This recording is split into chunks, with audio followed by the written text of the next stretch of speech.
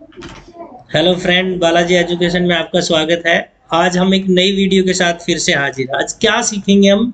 Excel में data validation सीखेंगे। यहाँ पे आपके सामने ये डाटा वैलिडेशन होता है। डाटा वैलिडेशन मतलब हमने कोई भी कंडीशन लगानी है, कोई वैलिडेशन लगानी है। जैसे मैं दिखाता हूँ, अब यहाँ पे नेम ऑफ क्लाइंट लिखा हुआ है। अगर यहाँ पे हम गलती से नंबर टाइप करते हैं तो हमारे पास मैसेज आता है, क्या लिखा हुआ है? इतना भी सेंस नहीं है भाई, किसी का नाम नंबर से थोड़ी होता है।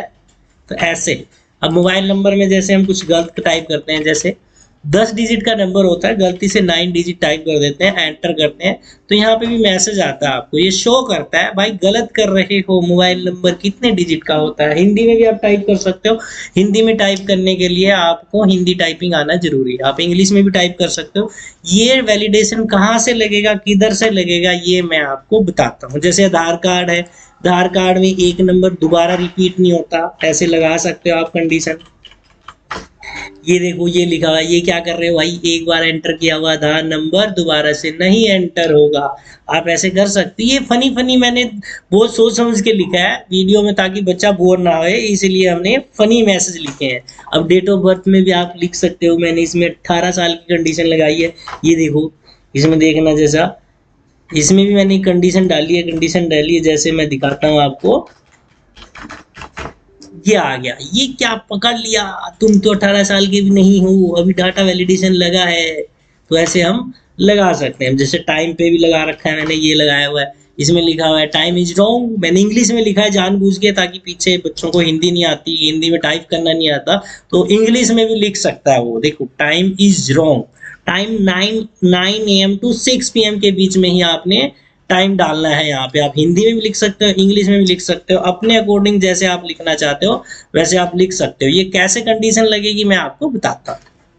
सबसे पहले आ गया आपका क्लाइंट नेम। क्लाइंट नेम में क्या करना है, आपने सेलेक्ट करना है, पूरे कॉलम को सेलेक्ट कर लेना। कॉलम को सेलेक्ट करने के बाद आपने डाटा में जाना है। डाटा के अंदर डाटा वैलिडेशन आता है, यहाँ पे जाना है, सेटिंग में जाना है। सेटिंग में आपने कस्टम पे जाना है, और कस्टम पे आपने एक फॉर्मूला लगाना है, is text B1 bracket close is equal to true. मतलब इसके अंदर टेक्स्ट ही टाइप होगा। अगर आप नंबर टाइप करते हो तो एरर आ जाएगा। एरर में आपने क्या करना है, फिर एरर अलर्ट में यहाँ पे लिख सकते हो आप हिंदी में, जैसे मैंने लिखा है। इतना भी सेंस नहीं है भाई, किसी का नाम नंबर से होता है क्या?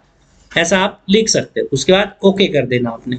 ये एक कंडीशन है। जैसे मैं आपको दिखाता हूँ, आपको यहाँ पे टाइप करके, जैसे is equal two is text bracket open, और यहाँ पे लगाते हैं जैसे हम यहाँ पे ये चीज, ये उसके बाद ब्रैकेट क्लोज करते हैं, इज इक्वल टू लिखते हैं, और यहाँ पे क्या लिखना है हमने,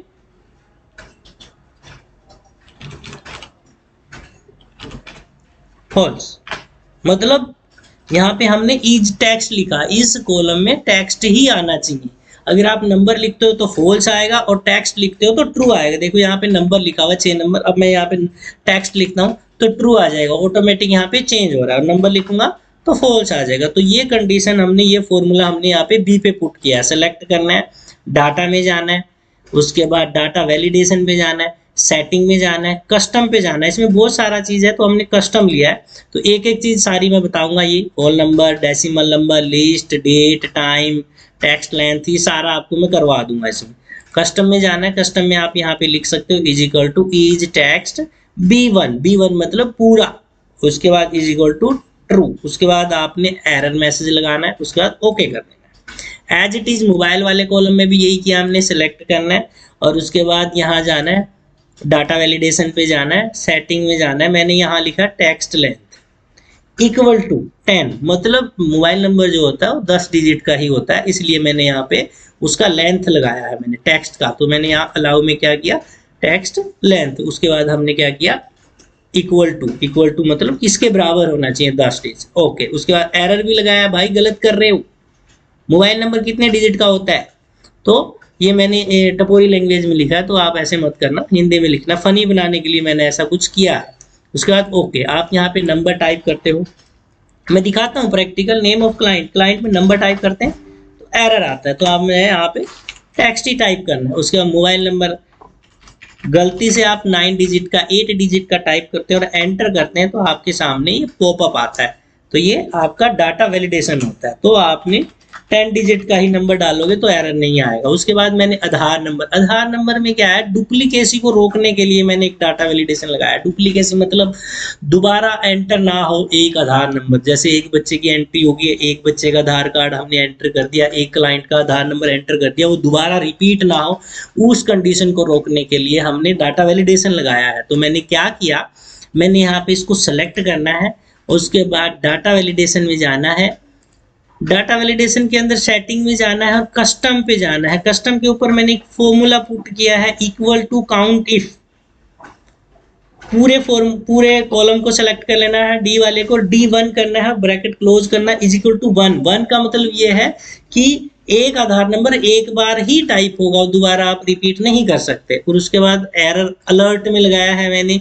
ये क्या कर रहे हो भाई, एक बार एंटर किया हुआ आधार नंबर दोबारा से एंटर नहीं होगा, ये हमने एरर अलर्ट में टाइप किया है। उसके बाद ओके करेंगे और मान लो हम दोबारा से टाइप करके देखते हैं कि ये हमारा डाटा वैलिडेशन काम कर रहा है, नहीं। ओके रिपोर्ट है, हमने फर्स्ट वाला ही आधार नंबर दोबारा टाइप किया, तो ये हमारा डाटा वैलिडेशन वर्क कर रहा है अच्छे से प्रॉपरली।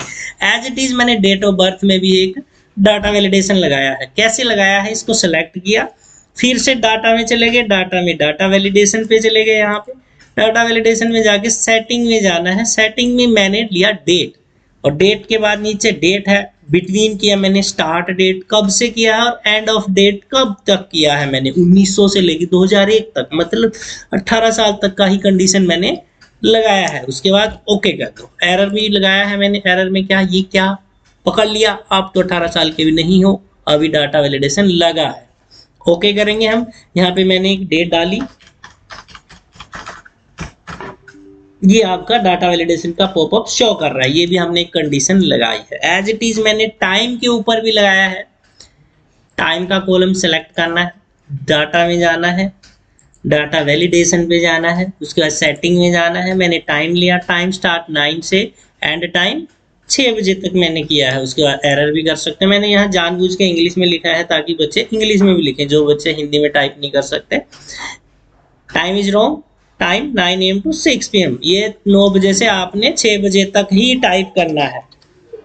उसके बाद आप ओके करोगे। यहाँ पे जैसे मान लो 5 बजे करता हूँ मैं, तो एरर आता है, टाइम इज रॉन्ग। ये आपका डाटा वैलिडेशन है, हमने डाटा वैलिडेशन पुट कर दिया। आप आगे भी लगा सकते हो, एज पे भी लगा सकते हो, सिटी पे भी लगा सकते हो, ठीक है। ऐसे ही मैं नंबर्स पे लगा के दिखाता हूँ। एक मार्कशीट, जैसे मैंने यहाँ पे मार्कशीट एंटर करना है, इसके ऊपर एक कंडीशन लगाना है, सिलेक्ट करना है, डाटा में जाना है, डाटा वैलिडेशन पे जाना है, डाटा वैलिडेशन पे चले गए हम, सेटिंग में जाएंगे। सेटिंग में मैंने अलाउ में होल नंबर ले लिया, बिटवीन लिया है, मिनिमम 60 मैक्सिमम 90, मींस कि कम से कम 60 और मैक्सिमम 90, इसके बीच बीच में हमने एंटर करना है। मतलब हमने क्या किया है, कंडीशन अप्लाई की है डाटा वैलिडेशन की। होल नंबर, जैसे हमने अभी क्या किया, टाइम किया, लिस्ट किया, ये अलग अलग किया है। यहाँ पे होल नंबर में क्या किया मैंने, बिटवीन किया, मिनिमम 60 मैक्सिमम 90, एरर अलर्ट यहाँ पे लगाया मैंने, stop note valid this number below to 90 and above to 60, 90 से कम और 60 से अबव आप सॉरी एंटर कर सकते हो। ओके, अब मैं यहाँ पे एंटर कर रहा हूँ, मान लो 20 एंटर करता हूँ, एंटर दबाता हूँ तो एरर आएगा।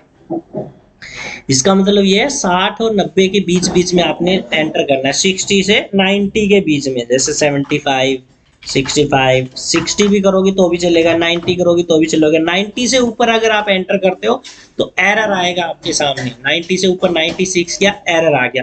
उसके बीच बीच में ही एंटर करना आपने ये चीज ऐसे, ठीक है। ऐसे एक लिस्ट होता है, लिस्ट भी आप बना सकते हो। मान लो आपने कोई लिस्ट बनानी है, लिस्ट आप टाइप कर सकते हो। उसी के अंदर चलते हैं, फर्स्ट वाली सीट के अंदर। यहाँ पे हम एक लिस्ट बनाते हैं, सिटी के नाम पे लिस्ट बना देते हैं। सिटी वाले कॉलम में हम एक लिस्ट बनाते हैं। तो इसको कॉलम को सेलेक्ट किया हमने और डाटा में चले गए, डाटा वैलिडेशन में चले गए, डाटा वैलिडेशन में सेटिंग में चले गए, लिस्ट। अब लिस्ट में जो जो नाम लिखेंगे सिटी के नाम वही वही आएंगे। जैसे सबसे पहले हमने लिख दिया चंडीगढ़, कोमा, मोहाली, पंचकुला। आप सोर्स भी दे सकते हो, अगर आपने पहले से कोई लगा रखा है, कोई सोर्स वगैरह देना है तो आप सोर्स भी लगा सकते हो। पंचकुला, अंबाला, अंबाला, कोमा डालना है, करनाल, चंडीगढ़, मोहाली, पंचकुला, अंबाला, करनाल, और जैसे हम करते हैं दिल्ली। ओके, अब यहाँ पे हमारा लिस्ट बन गया। ये देखो जब हम सिटी के नीचे ऐसे आते हैं तो मोहाली, चंडीगढ़, पंचकुला, ऐसे ये चीज हमारा क्या है, डाटा वैलिडेशन में ही है, लिस्ट का ऑप्शन है ये चीज, ये आपका डाटा वैलिडेशन। एक्सेल के अंदर डाटा वैलिडेशन, ये क्या क्या है, डिफरेंट डिफरेंट डाटा वैलिडेशन लगाई है हमने। टेक्स्ट का लगाया, नंबर का लगाया, डुप्लीकेसी लगाया, डेट का लगाया, टाइम का लगाया, सिटी का, लिस्ट का लगाया है। और एक चीज यहाँ पे ये चीज भी डाटा वैलिडेशन लगाई है। वीडियो कैसा लगा है, लाइक करना, शेयर करना और सब्सक्राइब करना।